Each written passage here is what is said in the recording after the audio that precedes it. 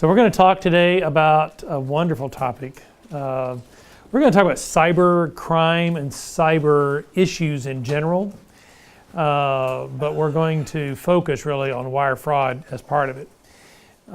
There's this, giant world of hackers out there that can do just amazing things. And there's I can send you a link later. I don't want to take up time in this. It's a video of a reporter going to a hacker convention, and he sits down and he starts talking about, how many ways can you hack me? And he sits down with some folks. I've got some handouts also here that we're going to look at. Asks, how many different ways can you hack me? And they sit down there in front of him, and they start hacking into his cell phone, hacking into his computer system, and they pretty much right there in front of him take over his whole life, and there's really nothing you can do about it. So we're not going to talk about that today. That's all out there, and it's very real, and we should consider that.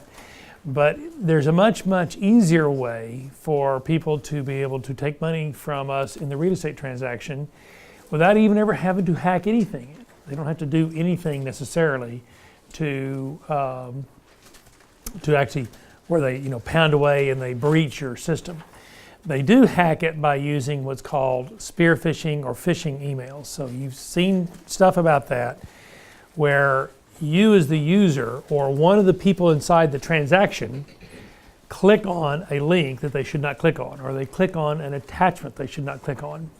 And nothing happens when that happens. There's no big warning sign that comes up and says, oops, you just did something you shouldn't do. And that's something that I think people don't really fully appreciate and realize.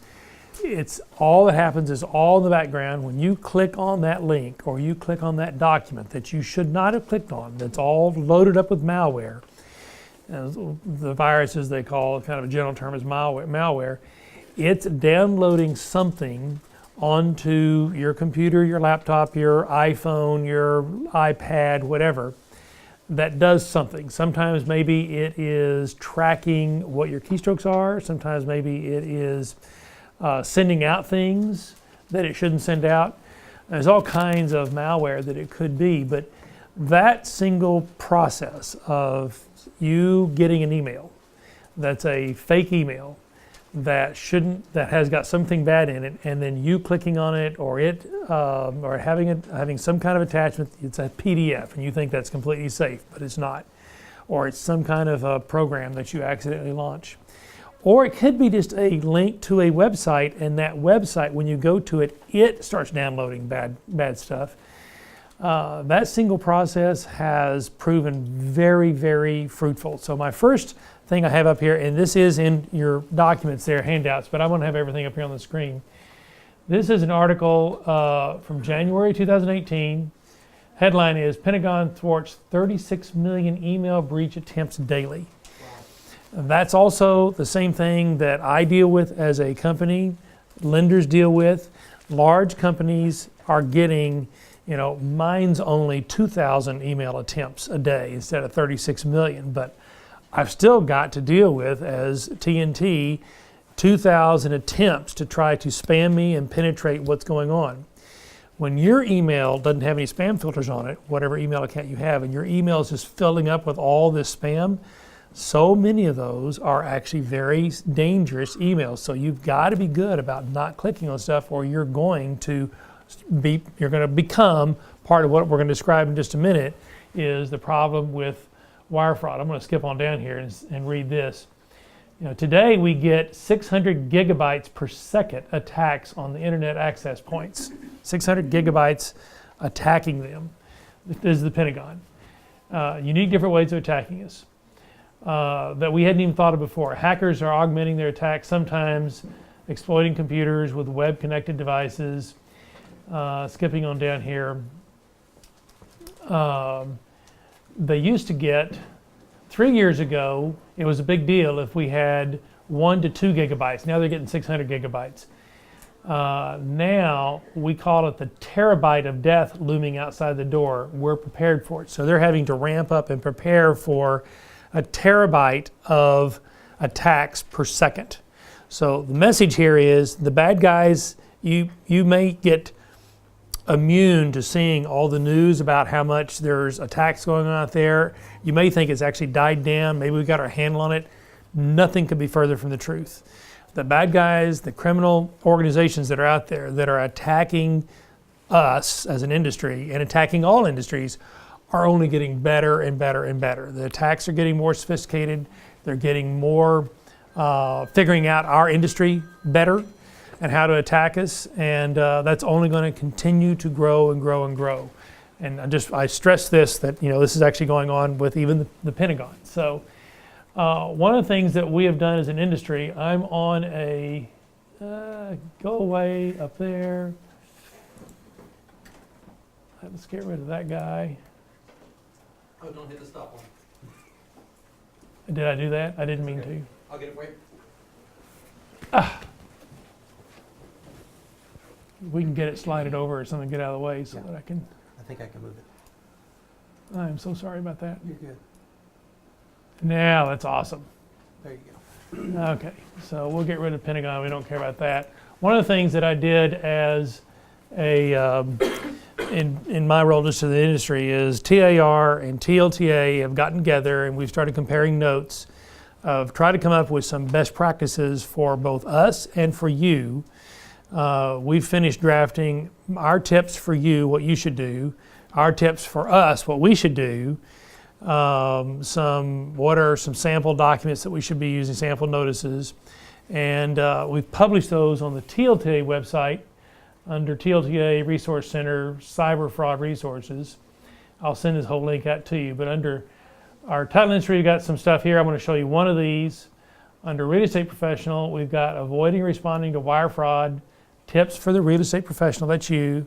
We developed this in conjunction with TAR, talking to them. And so that's a handout that you have, and we'll also send you this link out. So these are for industry-wide. There's 150,000 realtors in Texas. This is for all 150,000 realtors to do. There's 600 title insurance agents in Texas. This is for every one of them to do. And then did we print off responding to data breach? Yes, we were able to. So I'm not going to go over that too much. There's also a document here that says what you should do if you're breached and you know that you've been breached. What are your responsibilities? And there's actually some pretty strong legal liabilities. You're supposed to, if you know you've been breached, you've got a state liability statute that says you're supposed to notify everyone who may have been breached. You get those notices where Target's been breached and they have to notify all the customers. We're into the same liability. And there's federal legislation that's underway right now that's going to override all the state legislation and come out with even stronger and stricter rules that say if you're breached, here's what you got to do. So this is a very detailed document on there. I'm not going to spend a lot of time today on that just because of interest of time, but I would encourage you to. Sample buyer wire notice. I know Keller Williams, you all have got a wire notice that you send out. The TAR and the realtor industry has not promulgated something.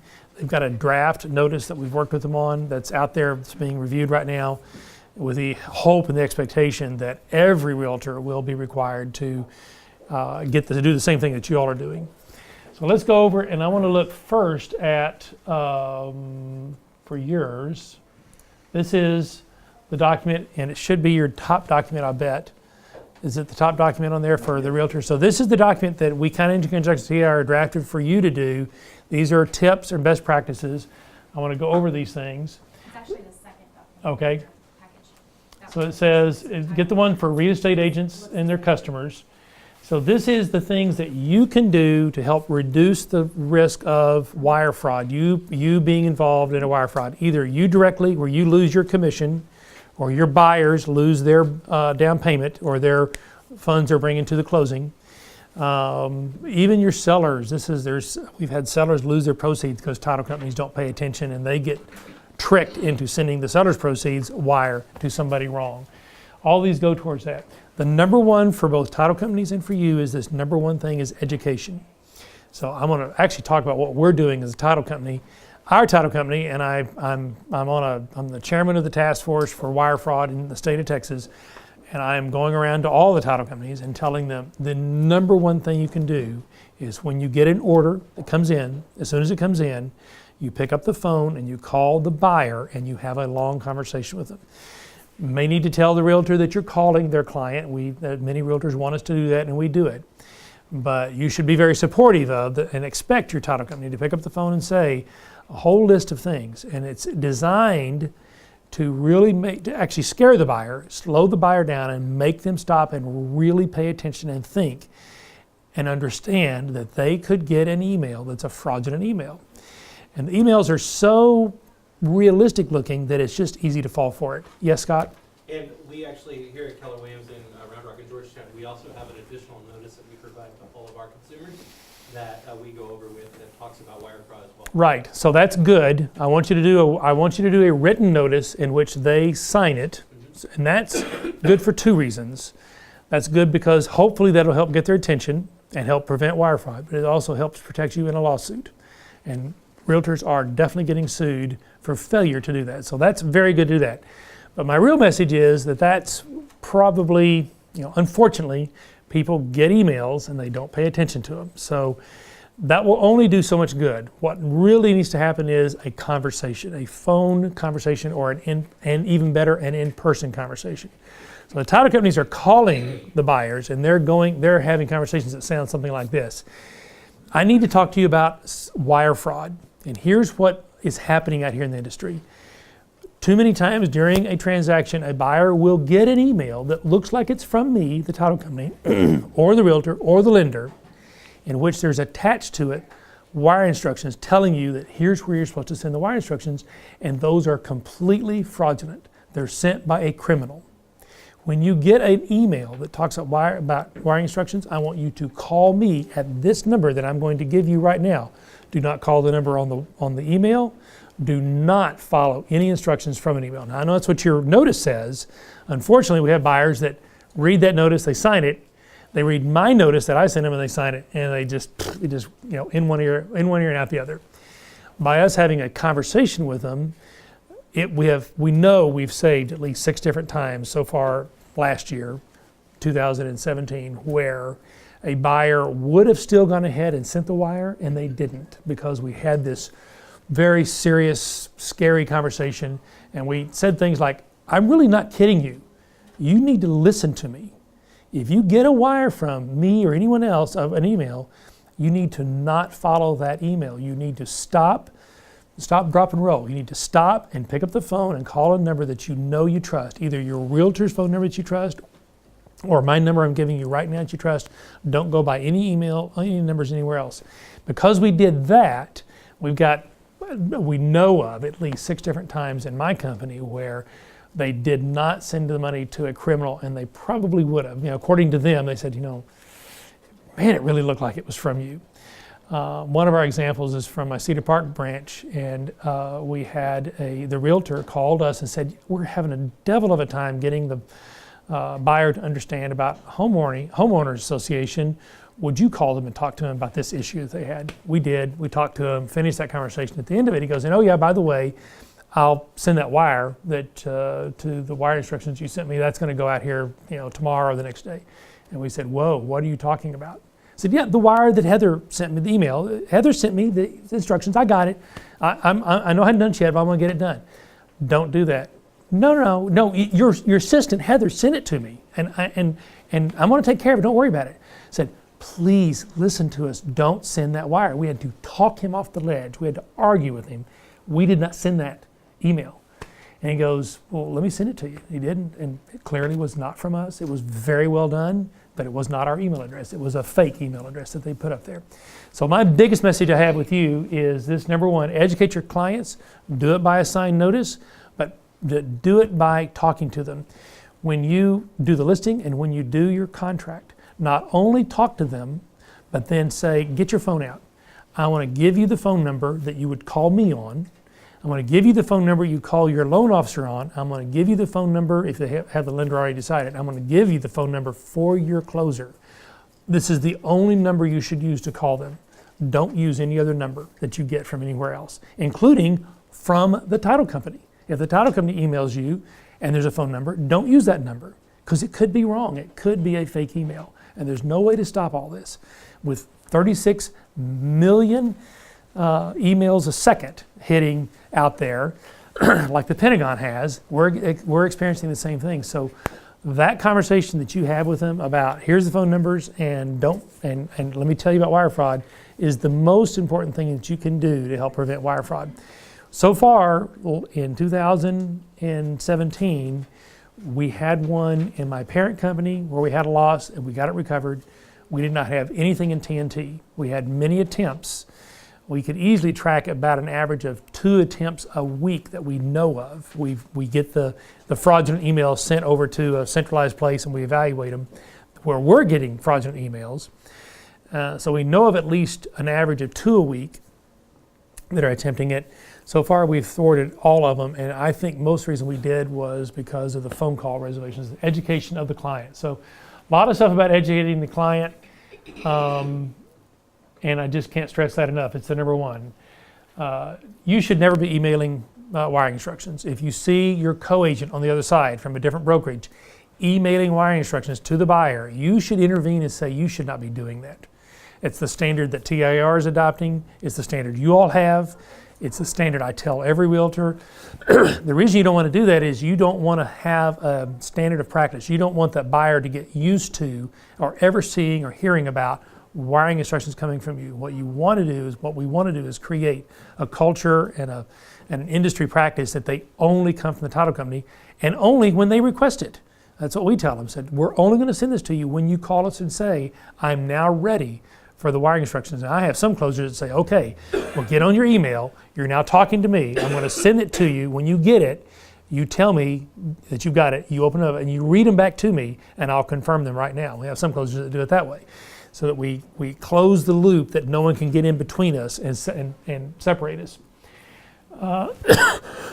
Some of the emails that I've seen are so real looking that it's just impossible to figure it out. And if you have your red flags and it's bad grammar and they use weird salutations and they use a certain way of doing the fake email, whatever you come up with, those are all going to get replaced. So whatever red flags you have, don't trust on them, because all you're going to do is trick yourself into, oh, no red flags are there, it must be a legitimate email. No, they keep coming up with new ways of tricking us into this.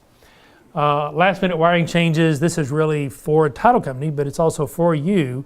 One of the most common trick we have is on seller's proceeds, and we're closing that day, or we just closed at 10 o'clock in the morning, and at 2 o'clock in the afternoon we get an email that says from you, it's a fake email saying, oh, I'm with the seller, and he reminded me that he forgot and he gave you the wrong wiring instructions. He really wants it to go to this set of this account. Here's the new wiring instructions that he really wants you to use. And there's title companies out there that fall for that. I have beat our escrow team senseless. They would not fall for that, but it's taken a huge amount of effort to say, slow down, pay attention, and here are the do's and don'ts, and here's one of the don'ts that you never do. At this point, we would never take wire instructions at post-closing. We would demand that the seller come back in and sign new ones, or we'll send them a check. Either we use the confirmed wire instructions we already have confirmed with you, or you get in your little car, drive back over there, sit down, sit in front of us, give us new wiring instructions, or we'll send you a check. You choose. But we're not going to take any emailed modified wire instructions. There's almost no reason for this to happen. You rarely see this in real life. It's a really common tactic. And one of the things you want to be doing is trading with a title company that has done this kind of training with their escrow staff, that they know not to do these things, so that your client does not wind up losing their proceeds or their buyer's funds.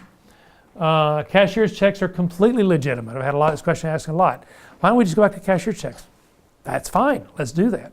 Cashier's checks, I've seen 2 fraudulent cashier checks in my lifetime. Both of them were really weird deals that we would catch now. Just not much way for there to be a fraudulent cashier's check being used to buy a home. That's just a really weird, difficult issue. So, and we call them and we confirm them. On the cashier's checks, when we get them in, we go back in the back room, we call the bank, and we confirm it anyway. So that's a pretty safe process. You will see, if everyone went to cashier's checks, we would have no float in our escrow accounts to be able to fund on them. So if we have to wire out payoffs and we're getting in cashier's checks, pretty soon we'd have to start telling you got to bring the cashier's checks in 1 or 2 days in advance. I'm not at that point yet, because I'm big enough that I don't have that issue. But if you're trading with a small company, you bring it to cashier's checks, and they may tell you that you've got to bring that in a day or two ahead of time because I've got to get it deposited and get ready so that I can wire out, or otherwise I would not have any money in my account to do that. Two-factor authentication, one of the best ways for you to protect yourself so that people can't get into your email is for you to go into your email settings if you're using something like Gmail. If it's a corporate email, talk to your IT team. Go in and turn on what's called multi-factor or two-factor authentication. Basically, you type in your password, it prompts you for a code that gets texted to you, you type in that code. So you can't get into it with just a password. You have to have your phone with a text code. Every email system has this. If you're on an email system and you're not using that, you should leave this meeting and you should go get that turned on. Every system has it. It's all possible to do. Most software has it. Your banking system, you should have that turned on in your online banking. You really should not use any software that doesn't have that turned on. It is a wonderful protection.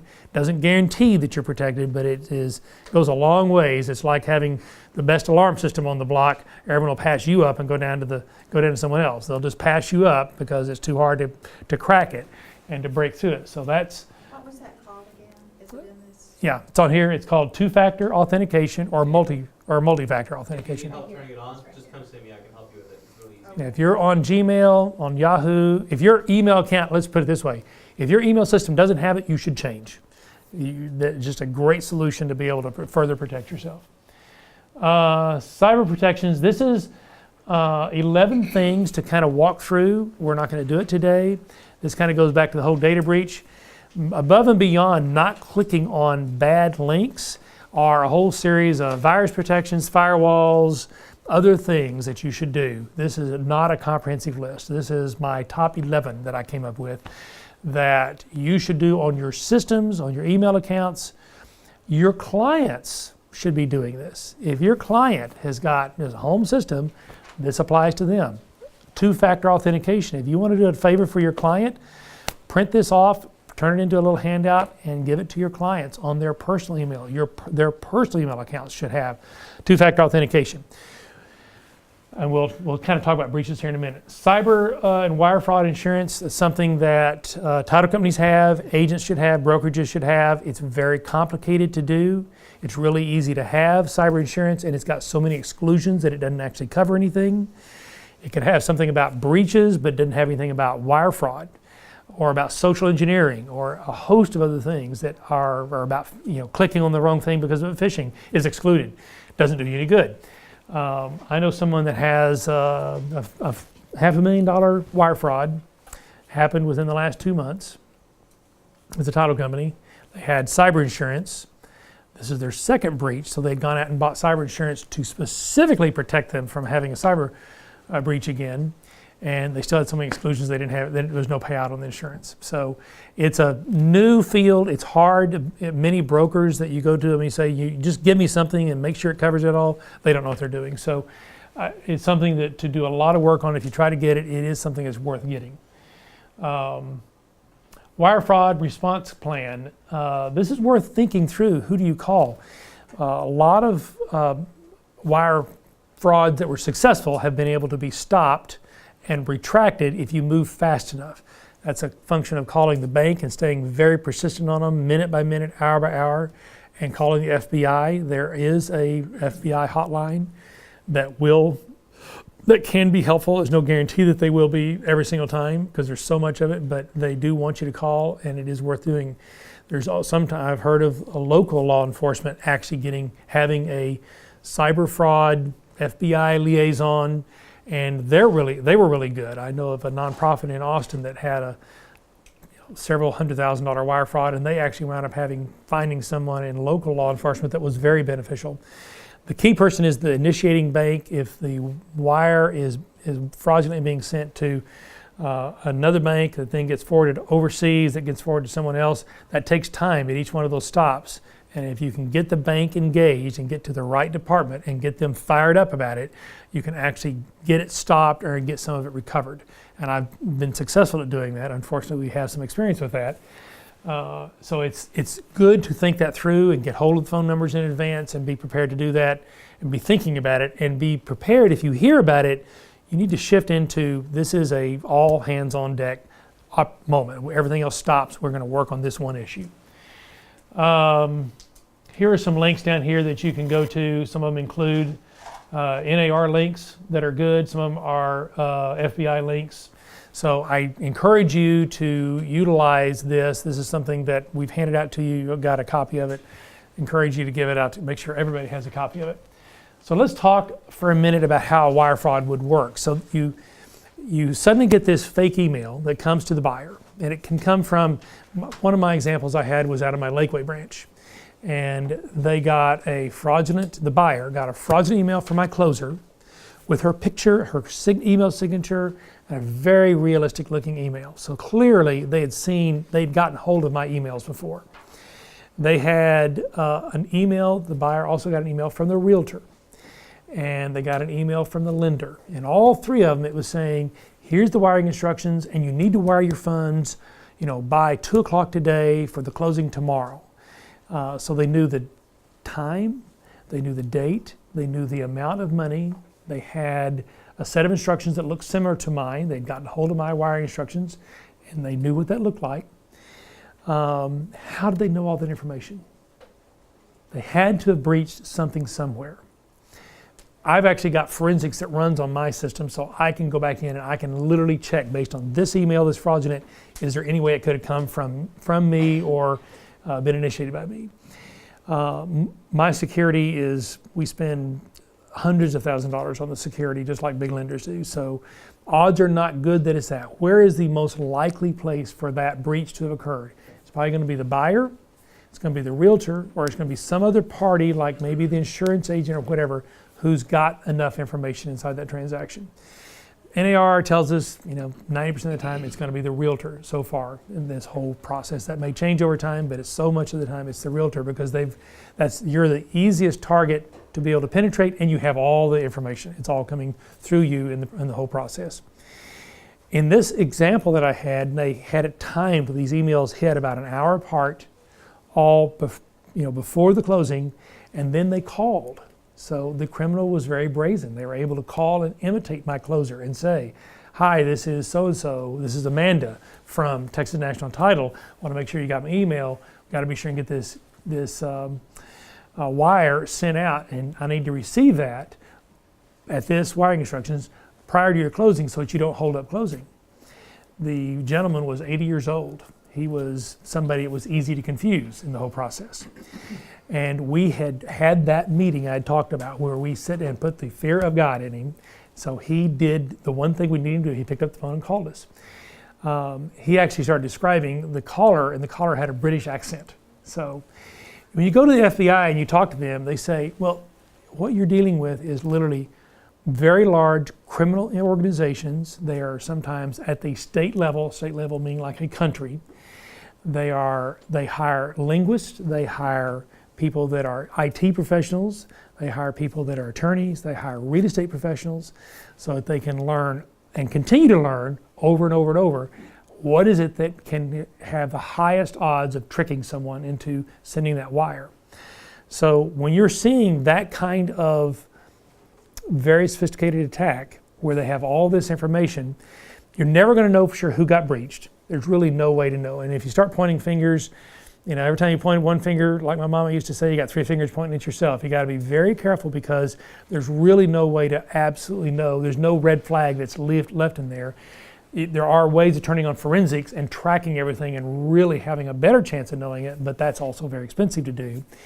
What the issue is, you have to backtrack and find out what is the best way we can do to really prevent this. And I just don't know any other way except the education level.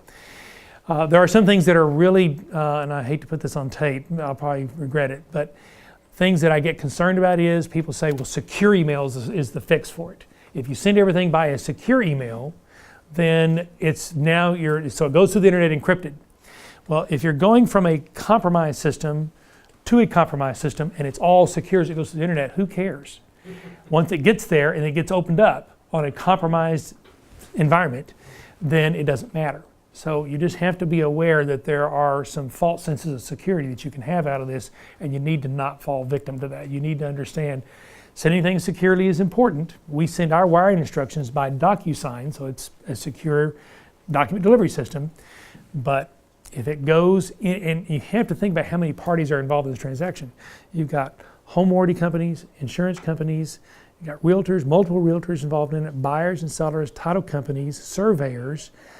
Any one of them might have more than enough information for closing date and closing information to be able to start putting together the fraud. They just need a little bit of information.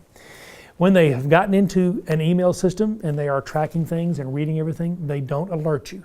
They actually don't bother to steal any of the data. They don't want any of it. They don't need any of the data. They don't need to go try to steal credit cards. They've got the mother lode. They've got the ability to be able to see what's going on a very high dollar transaction. Total amount of dollars that are flowing through title company escrow accounts in Texas, around $400 billion a year. Total amount for all of the United States going through all the escrow accounts, $2.2 trillion. If you don't think that's not an attractive target for state actors, North Korea, China, I'm not saying anything that's not very well documented out there. Other countries that are supportive of that on a state level, and if they're not, the criminal organizations are able to run freely to be able to operate these. Most of the money gets sent off to China. That's where the number one place where the wire funds are getting sent off to. There's a host of other countries where it does get sent off to. So just have to remember that's what you're going up against. So that's why you want to pay attention to all of this.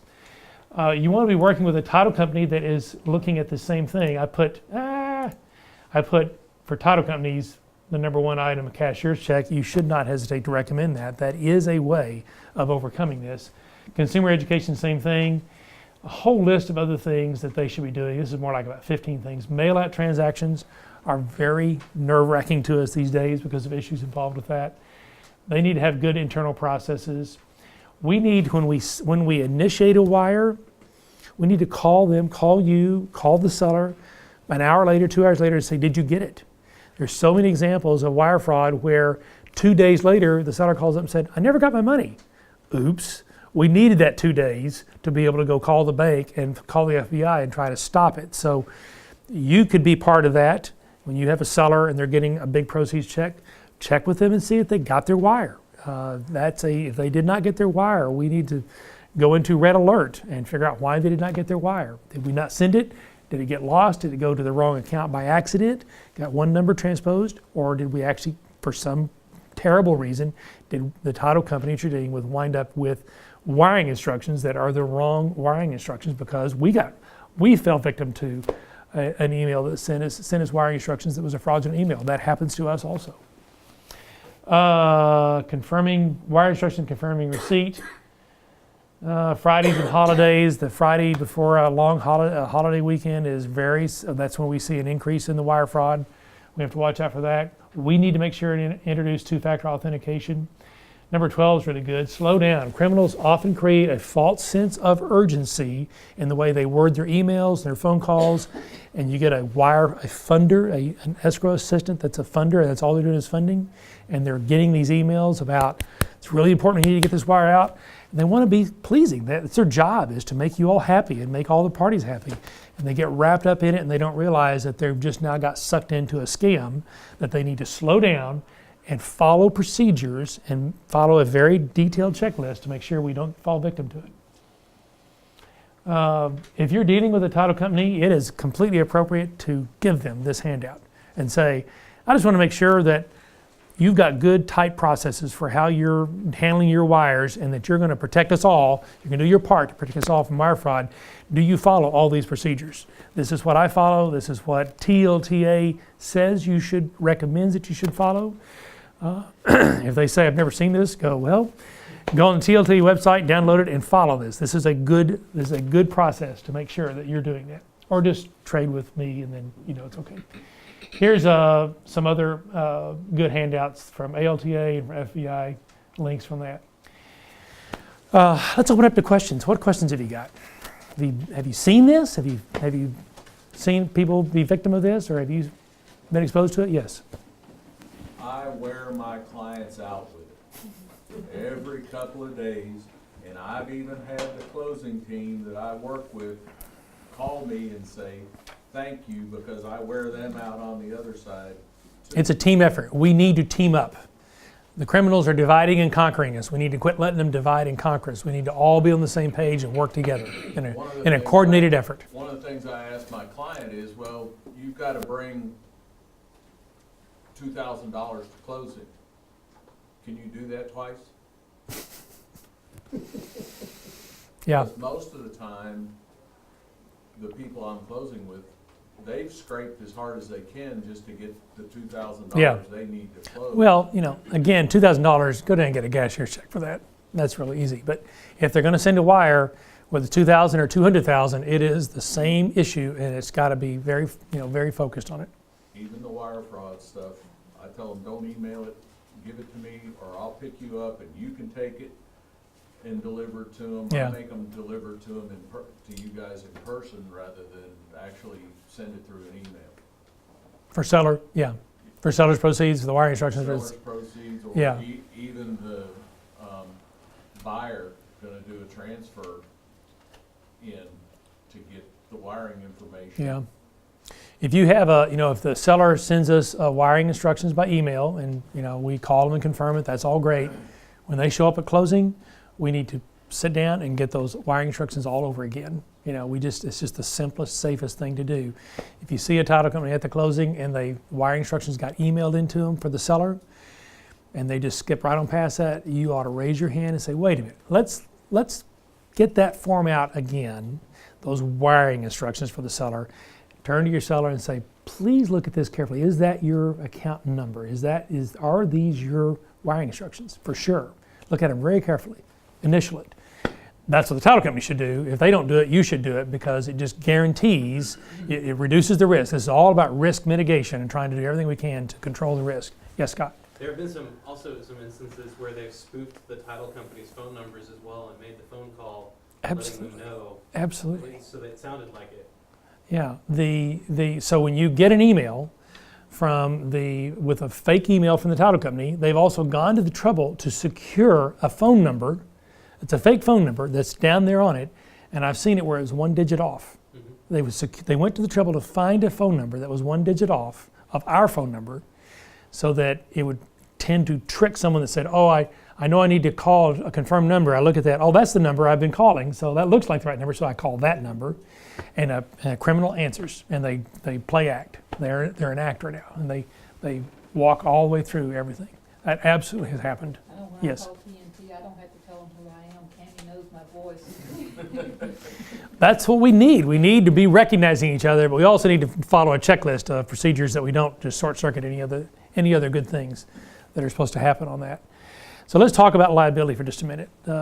When someone loses $200,000 or $300,000 or $500,000, seller's proceeds, buyer's money to the table, and they've lost it, and you're not going to jump up, I'm not going to jump and go, oh, we'll replace that money. It's like, you fell victim to it, that's your problem.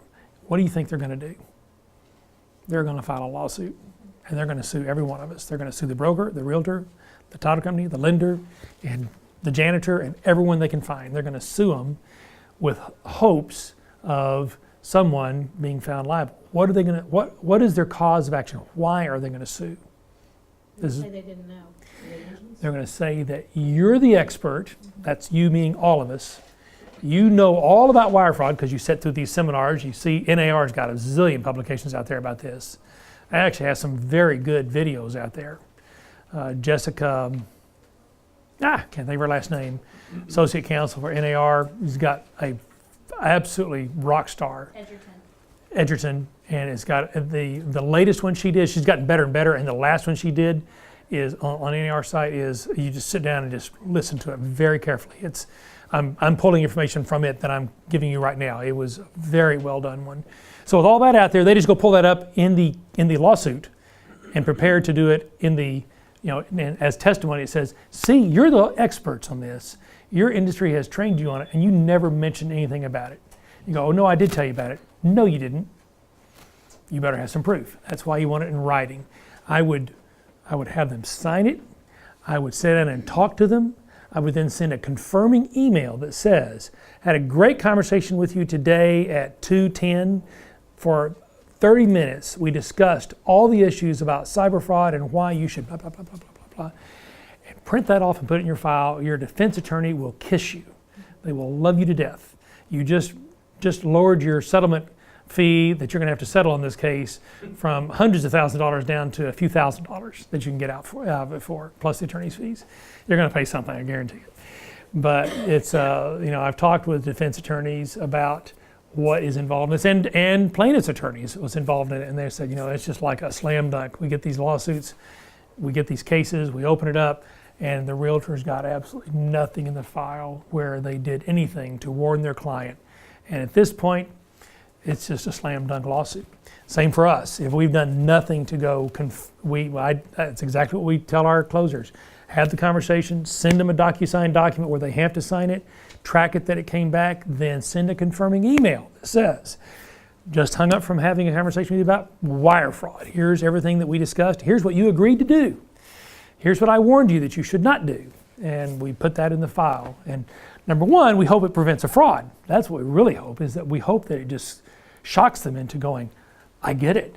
Secondly, if the worst case happens, we want to be able to have a defense. We shouldn't have to pay for it if we did everything we're supposed to do.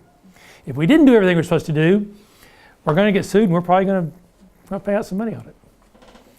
What else? There are, if you want to Google it, there are now 20, 30 lawsuits that come up when you Google it about wire fraud, buyers losing all their money, sellers losing all their proceeds on all the states. It's all over all the states. So there's some plaintiffs bars really got it down. They know exactly how to go draft the pleadings, and it sounds just terrible. It's like, oh, did we really do that bad a job? And lenders have gotten sued and drawn into it because they didn't react fast enough. When you notify the lender's under now even more pressure.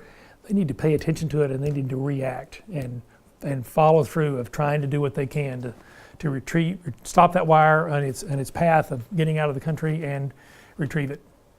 So what is that path, basically, from me to you, just for instance?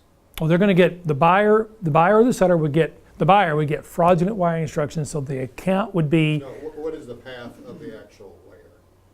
The wire is what I'm saying. So Okay. the wire, so there'd be an account at a bank someplace else. It might be in the United States. The very first account may be outside the United States.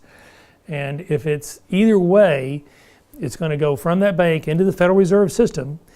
One of the big red flags, many times is that it's David and Jean Tandy as who's receiving the wire, who's supposed to be receiving the wire, but the actual wire is styled something completely different, the account. That should be a really big red flag. Guess what? If the account number is a real account number, the bank will go ahead and send it through. The bank does not match on name. They're considering it. They've come under considerable heat for not matching on name, and I do know of a bank or two who will attempt to match on name, but for the most part, they won't. So that's a really big red flag for the title company or for the bank to see that it's supposed to be going, the money is supposed to be going, and if it's going to the title company, then it should be, TNT escrow account, and it's something completely different. But if it's a legitimate account number, when that wire goes out, the Federal Reserve, the bank will go ahead and send it through, the Federal Reserve will go ahead and process it. So it goes to whatever that bank is. If it's going to a bank and then it's set up to be wired again to yet another bank, trying to have a trail so that it's hard to track, it will take some time for it to get out of that second bank. So there is a time interval. I don't know any details about how long or anything else like that, but I just know that we've been successful at intercepting it at that second bank before it goes on out. If they hits that first bank and they cash it out, or they get another wire to go out immediately, you're pretty much out of luck at that point. It's going to be really hard to trace Normally, it. basically from me, the Federal Reserve, to you. It goes through it initiates from, for instance, if it's a buyer's funds coming to me, it goes from the buyer's bank into the federal wire system, and then it goes directly into my account, and I'll get a confirmation. And that can take anywhere from a few minutes to several hours. If it's on the end of end of the month and on a holiday, the Federal Reserve starts getting backed up. So the wires will take a while to go through. That would be a blessing in this case. If it's normal work day, we see wires go through, Amanda, see wires sometimes go through in 10 minutes. The wire's been initiated from that bank and has arrived in this bank. Yeah, and some smaller banks have different wiring procedures where they'll only send out wires at 10, 12, 2, 4 o'clock. Most of them have a 4 o'clock or 3 o'clock wire cutoff time too. So if you have a buyer who is working with a smaller bank that's not like Bank of America, Wells Fargo, Chase, you should encourage them also to know what their bank's wiring procedures are as well. Yeah, so we're always pushing them, wire it faster. In that particular case, that would be a blessing. It'd be like, God, thank goodness it was a smaller bank that's got, some different processes that would buy us some time to be able to intercept it and shut it down. What else? Is it more common for the larger banks to be hacked than the smaller banks? Yeah, I would say no bank is being hacked. Their security surpasses all of ours. No one's hacking into their systems. It's the difference between being hacked versus tricked. So the buyers are getting tricked into sending a wire. The bank's looking at it, it's a legitimate wire to them. There's nothing, they don't know, that it's a criminal's account versus a legitimate account. No one's getting in there and hacking in their system and sending a wire that's not legitimate. That didn't have a legitimate sender. I don't know of any instance of that happening. If you go Google SWIFT wiring email system, Bangladesh, $10 billion. There was an attempt to send fraudulent wires out of the banks in Bangladesh for, I think it was $10 billion. And it was such a large, it was multiple wires, and it was such a large amount that it had to go through New York Federal Exchange, and they saw some irregularities and they put a stop to it, and it wound up, there was like a couple $100 million lost, but it wasn't the whole 10 billion. When they traced it all back, Bangladesh got a lot of heat because the banks in Bangladesh had been hacked. Turned out those banks had not been hacked. They had lazy controls on their passwords, and where you have people leave passwords sitting out. It social engineered and got into someone's legitimate account by finding out what their password was. But the SWIFT, the Federal Reserve System, and the SWIFT email system, that's the worldwide messaging system that they use, none of that had been hacked. And so the way the press first came out was SWIFT had been hacked, and it had not been hacked. Federal Reserve System had not been hacked. But the poor controls for the password controls, which could be any one of us, that can happen easily to anyone else, the password controls have been compromised. And so they were legitimately into the system and sending out wires on the SWIFT system. Very scary. What else? Great story. Go Google that one. That's a great story to read through. Really scare you. What else? Anything else? I'm curious about the one that Wells Fargo got into. Scott, you and I talked about this one a while back. It's the one that Wells Fargo got into where they were on the sending wire and the receiving wire. So they were handling both sides, but the fraud came when what looked like from within Wells Fargo. Yeah, I don't know about that one. And the buyer. I literally don't know of any. I don't know of any times when the bank has been itself penetrated. So they're in the bank system. Well, no, obviously No, they They weren't. wired it from one account in the bank to another account in the bank, which was not legitimate.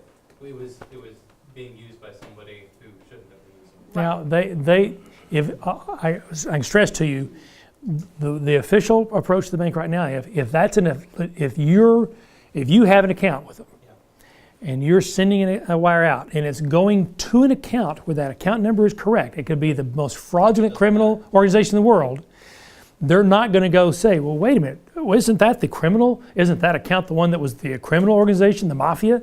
They don't do that. If you get the account number right, it's going to go into there. I had a title company tell me the other day, said, no, my bank checks for the name. It's like, well, you're one of the very few. My bank doesn't. We got to get that right. That's our job, to make sure and be sure and get an account that's accurate. It is that person's actual account and a real account number versus a fake name with a fraudulent bank account, but one that's been opened up that's going to go into it. And one of the other wire frauds we had, had gone one step further. And so the account that they opened up was in a company name that was very, very, very similar to the company that was the seller's proceeds. And they had gone and set up if you went to the Secretary of State, they had gone to the trouble of setting up a company that was very similar sounding, got a phone number, set up a bank account. So they'd done 3 different things to be able to perfect their fraud, to perpetrate their fraud. And the message there is these criminals are getting better and better and better and better. So you've really got to stop it at the source. What we have to do is literally cut it off at the head. We've got to educate. 99% of these are buyers falling victim and being tricked. Let me take it back. It's probably 70% of them are buyers falling victim to it, and the other 30% are title companies falling victim to it. Out of 600 title companies in the state of Texas, what are the odds that someone doesn't have tight wire procedures? And we're trying to fix that. But if we all had tight wire procedures as the title company, and if we all talked to the buyer, this problem would go away. This would be a very rare problem. Every time you see it happening, it's because the buyer fell victim to it, or the title company had poor procedures and they fell victim to it. That's what 99% of all this is. Yes? I, from the get-go, stress to my borrowers that they need to save my name and all my phone numbers in their phone book from day one. And don't use it anywhere else. Don't rely on that number. Don't get it off a card or anything else from then on. Right. From then on, that's the only place they use that number. That's the only numbers. Well, From add the now title company to that. Add your title company and your realtor. Make them, save them in your actual phone book so that when you get those emails, and stress that if you get an email saying Call and "Send money confirm." here," call and confirm. Even if it says I'm in a meeting and can't talk till 4, just do it now.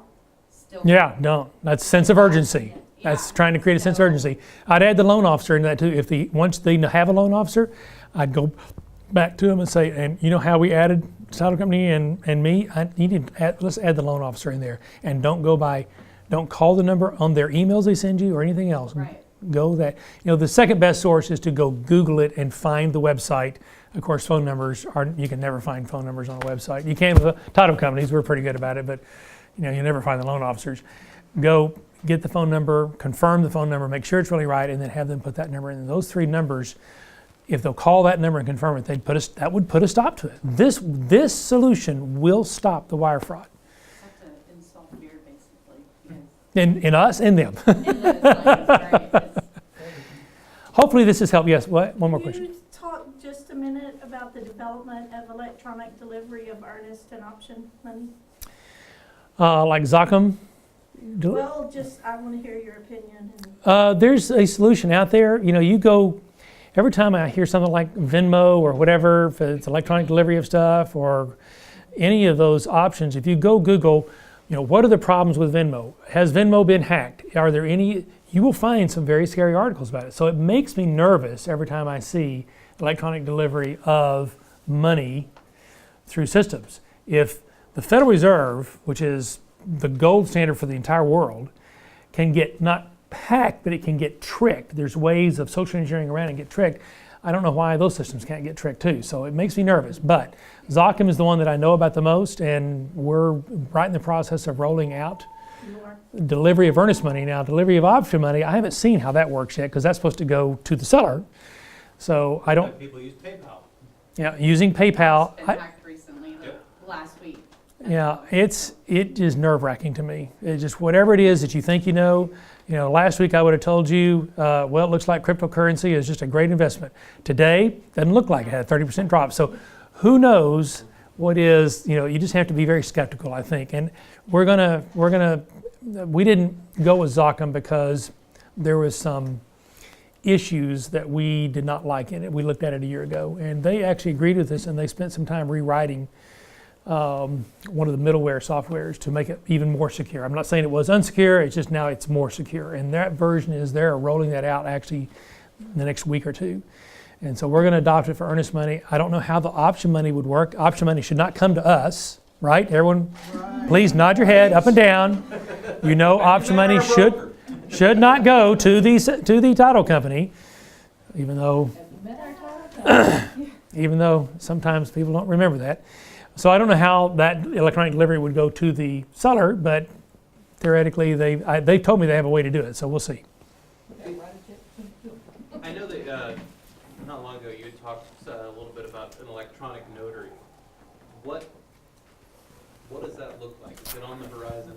It is big time on the And horizon. What could that mean for this? Well, let's break it up into how much time we have here. It's almost 2. I don't want people run by. If you need to go for whatever reason, have y'all got another meeting after this? I'm gonna teach contracts, but this is perfectly fine. So Okay, well, this actually gets into contracts, so Good. e-notarization. E-notarization can be broken up into 2 categories. One's e-notarization and one is remote or online e-notarization. E-notarization in Texas today is actually already, the laws are there. You can do e-notarization. Most of the software is not in place to do it, so no one's really doing it, but the statutory enabling legislation is there. Texas, the last legislature passed a new e-notarization law that also includes remote or online e-notarization so that I can do it to someone in their home and they're signing up a document that's got a notarization on there. I can send it to them for e-signing and then I can video cam in with them and through a process that I'll describe in a minute, we can actually notarize that document remotely. That law was then set up so that the Secretary of State has to pass rules and guidelines for it. Those are due in July, and pretty much the whole nation is working with the Secretary of State to get this right. We're actually going to wind up being the model. We patterned ours after ALTA and MBA's recommendations. So they passed a good law, and then they passed it on the Secretary of State. Secretary of State is actually getting a lot of good counsel about how the guidelines are. The big key is how do you guarantee that there's not defrauding of the process where you have someone who's not that person, but it is made easier for that person to forge a document with a remote notary. So we want to strengthen the protections, not make them weaker because of the statute. So there is some pretty interesting and sophisticated. Have you ever gone in and logged in and they want to confirm who you are by pulling up information, asking you questions out of your credit report? Yeah. So that's called, public records on authentication or something else. There's a term for it.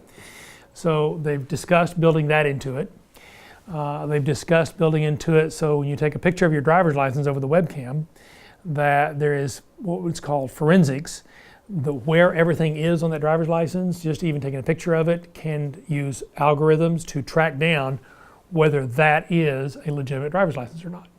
And you can do this for all 50 states, and there is technology and algorithms already built for that. So that's going to get built into it. We don't even do that for our closings today. Title companies don't do that I know of. Anyone doesn't do it. I'm exploring it. I like that idea to have a true validation of the driver's license. We rely on the fact that we know that buyer or seller, or we know you who knows the buyer or seller. That's what we're relying on whenever we're taking the notary. We rely on the driver's license, but we also really are relying on the fact that 90% of the time we're dealing with a buyer or a seller that has been riding around in a car with a realtor for, a month. And you surely would be able to confirm for us that that person is that person. So that in-person notary has got all those protections built into it. Now we lose all that with a remote e-notary. So they have to build back into the process other protections. It is going to happen. It is going to happen by July. It is going to be a game changer. There's going to be some real changes to the process. It won't happen overnight, but you'll start seeing at our closing table, you'll start seeing some lenders now have everything they need.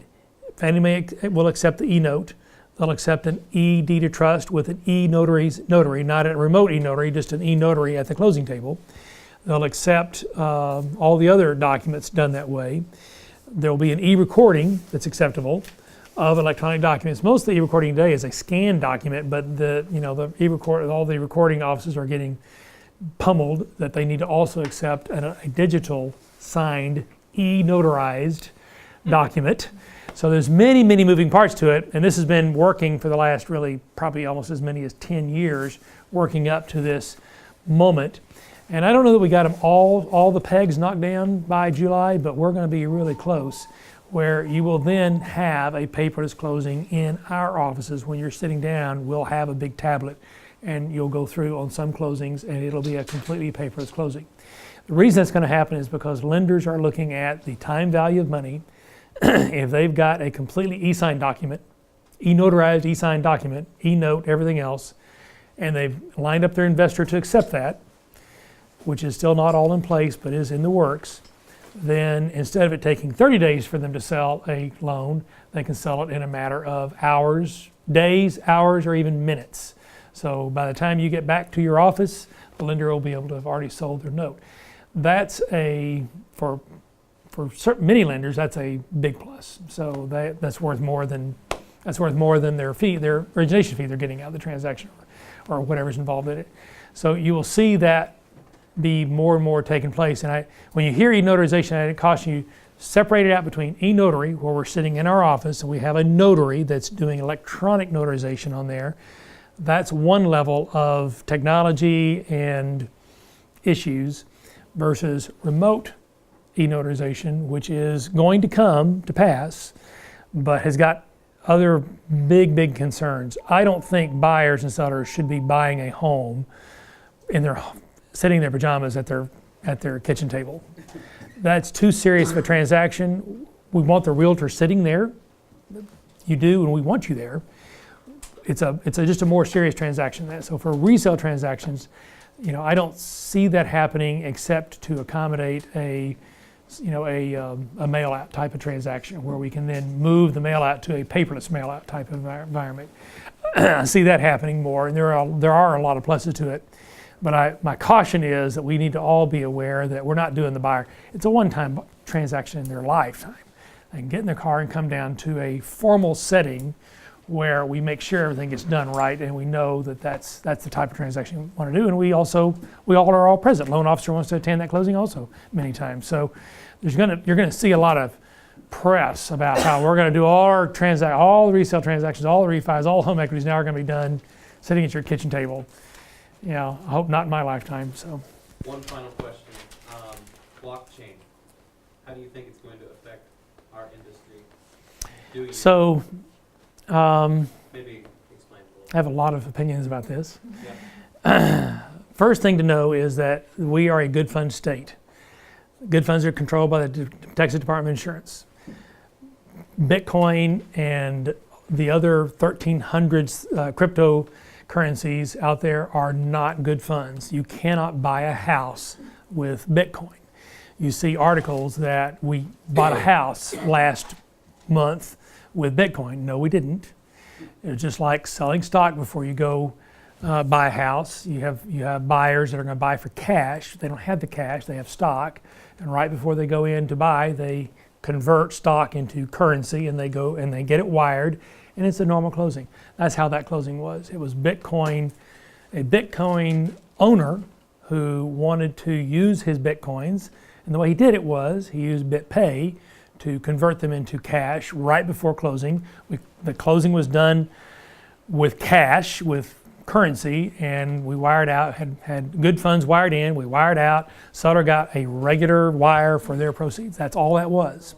That was that transaction last month. Although the headline said the home was bought with Bitcoin. No, it wasn't. Didn't even get close to being bought with Bitcoin. It had nothing to do with Bitcoin. You couldn't buy a house in Texas, near as I can tell, with Bitcoin, because no underwriter would approve it, and it would not qualify under TDI for good funds, and I don't see that changing anytime soon. That's cashier's checks, wires, certain types of warrants from the U.S. government, and a few other things, and cash. And that's what is good funds, and nothing else is good funds. Every time you hear about title companies going, it has to be a wire, it has to be a cashier's check, that's all us complying with the good fund statute. So that's not going to happen at all. Now, what I have seen, I'm sorry, did you say? No, I was just gonna say that's the same statute that says that we can't take personal checks for over 15. Yeah, for $1,500. Which is why that's. You know, we are allowed by law, by statute, to take up to $1,500. You know, we may choose not to take even any for whatever reasons, but we are allowed to take up to $1,500 and take that risk on ourselves that it's a hot check, but we can't do any more than that. Around the nation, not all states have the same rules. You see some sellers who are cryptocurrency traders, and they love the idea of it. It's very sexy to them. and they would be willing to accept cryptocurrency. So a buyer for cash, most likely, could come in and say, I want to buy your home, I have Bitcoin, I want to buy it with Bitcoin, I don't want to cash it out. I don't know if there's I don't want to convert it. I think that as of this year, it is now a property, so there's capital gains on it. And if that's the case, I can definitely see where they would not want to convert it and therefore have a tax liability. I think we're at that point now. I was actually reading about this yesterday. There also is a conversion fee. They don't want to pay the fees. So I can see a transaction occurring, not in Texas, where they say, the buyer and seller say, we're willing to do this transaction on the basis of Bitcoin. I'm willing to receive it. He's willing to pay it. I think that's all cool. We'll write the contract that way. And then the title company's got an issue. They've got to make a decision. And what they could do is say, well, it's fine. You can get your seller's proceeds in Bitcoin all day long. I need to have some kind of confirmation of what the value is so I know what to issue my policy for and know that the consideration passed. All my fees need to come to me in a wire. Thank you very much. So my premium and my taxes that I have to pay and all my survey I got to pay, give that to me in regular currency. Thank you very much. It'll be California. It'll be California. Actually, New York is the one. There's a lot of stuff going on in New York right now with buying an apartment with cryptocurrency. There's a condo project down in Florida that says it's being advertised that we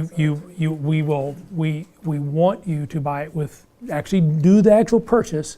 Now I have no idea what their good fund statute is, and I have no idea what underwriter would support that. But there's always someone out there that will do it. So I think it is definitely going to happen. If you'd asked, I've just actually spent all my time researching. If you'd asked me this a week ago, I would have just looked at you with a blank face and gone, I don't know. But I've read about it, and very interesting that just in this last week, you've seen 30% decline in the valuation of Bitcoin. And so it's, I think, pretty nerve-wracking, literally, in the time that you could get it, start to convert it and get it converted, and it could decrease in value and you suddenly have to come up with more money. So, or BITCOIN, Bitcoin, one word. One of the things that's There's a good documentary on Netflix. Yeah, one of the things that's interesting about it is if you were, let's say you decided that you were going to order a pizza or something like that, and you wanted to pay, you found a pizza company that would allow you to pay for your pizza using Bitcoin, it could take, in most cases it does take 10 minutes for the Bitcoin to transfer from you to that other person. So That's the actually, guy would be standing at your door for 10 minutes waiting to make sure you actually pay. that's actually only, I just read this yesterday, that's only the form of Bitcoin called Bitcoin Cash. Yeah. Bitcoin would be much longer than that. Mm-hmm. It's actually much longer than that. So are they accessing your bank account? Is that No, what it's It's It's own big. stock. your whole ownership. That's of a Bitcoin. that's a whole nother hour conversation. I found a Netflix. It's invisible. Yeah, It's on there right Netflix has got one. There's also, if you go to CNBC, they've got a tutorial that was actually really helpful. It actually almost made sense to me. So Yeah, there's a Keller Williams agent named Tony Giordano. He did a presentation on CNBC the other day where he was talking about Bitcoin and the pitfalls, and then he was also talking about blockchain. And those are classes that we'll all bring because it's important for us to be educated on what the future could be, even if it doesn't come to fruition. I think this Knowing year, where- I yes. think this year you will Yes. see people really pushing to try to do that. I think the title companies, title industry, and underwriters will not allow it. I don't think they are. I think it's absolutely illegal for them to do it. But if enough people ask for it, those laws can be changed. So, that could be happening. And I had that conversation with TLTA this week. Yes. I had a client pull up out front here, open his trunk, and had $50,000 worth of gold bar in the trunk, wanting to do a transaction, yes. Good grief. And he was upset with the fact that he had to go turn it, he was from Hawaii. In Hawaii, it's very common for that to happen over there. And, yeah, he was mad because he had to go turn it into cash. He slammed his trunk, he left. I got a nasty email from his mother, who was a Keller Williams agent, about how terrible I was and all this Well, kind of stuff. you go ahead and be terrible. Number one, I'd fear for your safety. Number two, you're going to be reporting this stuff to the FBI Yeah. and the Secret Service if you were to do a transaction like that. That would be Yeah. a tremendously paper-driven transaction to report everything. Well, thank you so bet. much, David. We Hopefully- appreciate it. hopefully it Stevie, helped. you want to come on up real quick and say hi to everyone? Stevie sponsored our lunch today. She's from Georgetown Mortgage. Let's give it up for her.